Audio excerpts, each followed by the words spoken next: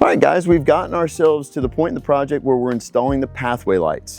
Michael is actually in the process of installing the first one.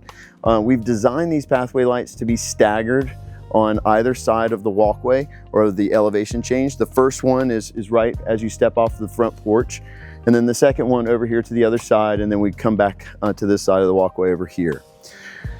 The idea is that we want to have, even light, pools of light and darkness, so that it is lit up safely and there's no question whether or not there's a step there. We want to be very clear to our visitors so that there's no trip hazards.